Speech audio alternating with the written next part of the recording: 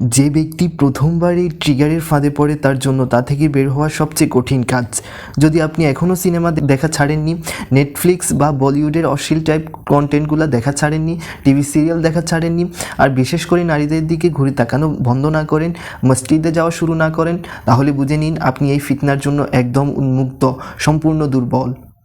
দ্বিতীয় ধাপ, যখন কেউ এই জিনিসে পড়ে যায় আর যখন এর আকর্ষণ অনুভব করে তখন আরও বেশি করে এটাই জড়াতে থাকে, ক্লিক করে দেখে, আরও দেখে। যদি আকর্ষণ অনুভব হয় তাহলে রিল্যাক্স হন, এটা নিয়ে বেশি ভাববেন না, অজু করে নিন।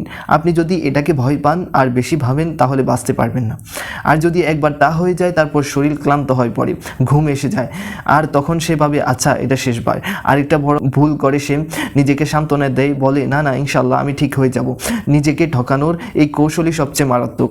পজিটিভ থাকা ভালো, কিন্তু নিজের গুনাহকে হালকাভাবে নেওয়া খারাপ। এটা বোঝা দরকার, নিজের নিয়ন্ত্রণ শক্তি নিজের চিন্তা ভাবনাই আপনার নাজাতের পথে নিতে পারে। এটাকেই কাজে লাগান। যেভাবে 120টা গাছের একসাথে পানি দিলে কিছুই টেকে না, তেমনি আপনার সময় ও মনোযোগ যদি বহু খারাপ জিনিসে বিলিয়ে দেন তাহলে আপনার আত্মা শুকিয়ে যাবে, আপনার গ্যাস বা জীবনী শক্তি ফুরিয়ে যাবে। ধীর গতিতে কাজ করার পেছনে একটা কারণ আছে, সেটা হলো মস্তিষ্কের শক্তির ঘাটতি।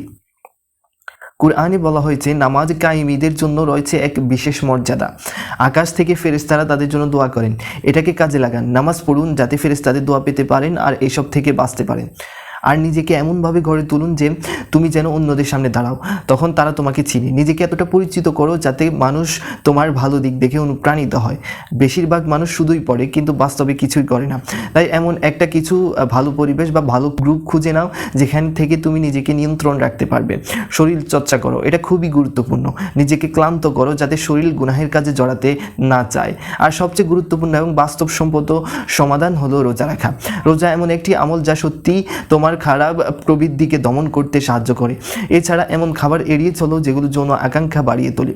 নিজের খাবার ও রুটিন এমনভাবে গুছিয়ে নাও যাতে শরীর ও মন দুটোই নিয়ন্ত্রণে থাকে। নিজেকে চিনো, নিয়ন্ত্রণ শেখো, রোজা রাখো, শারীরিক ও মানসিক নিজেকে ব্যস্ত রাখো। এই জিনিসগুলোই আসল সমাধান। শুধু জ্ঞান নয়, বাস্তব জীবনে প্রয়োগ করাটাই সবচেয়ে গুরুত্বপূর্ণ। বিয়ের আগেই গর্ভধারণ, এটা আজকের সমাজে একটা ভয়ঙ্কর সমস্যা হয়ে দাঁড়িয়েছে। এই সমস্যা থেকে বের হওয়ার জন্য ইসলাম ও সমাজ একটি বড় সমাধান দেখিয়েছে, সেটি হলো দ্রুত বিবাহ। যত তাড়াতাড়ি সম্ভব বিয়ের দিকে এগিয়ে যাও, এটাই একমাত্র নিরাপদ সম্মানজনক পথ। কোরআন বলছে পবিত্র জীবনের পথে চলাই উত্তম। ইনশাআল্লাহ এই পথে চললে আপনি নিজেকে অনেক বড় গুনাহ থেকে রক্ষা করতে পারবেন। আপনার মানসিক চাপও অনেকটা হালকা হবে। হ্যাঁ, এতে দায়িত্ব আসবে, কিন্তু সেসব দায়িত্বই জীবনকে গঠন করে। আমি চাই যুব সমাজ এই ভয়াবহ ব্যাধি থেকে বেরিয়ে আসুক, এই নিরর্থক জীবন থেকে মুক্তি পাক, এই যন্ত্রণাময় অস্থির জীবনের নাটক থেকে বেরিয়ে আসুক।